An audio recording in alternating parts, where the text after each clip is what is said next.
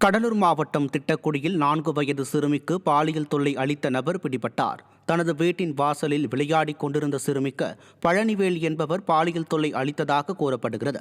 இதனை அறிந்து அப்பகுதி மக்கள் பழனிவேலை பிடித்து தர்மடி கொடுத்து காவல்துறையிடம் ஒப்படைத்தனர்.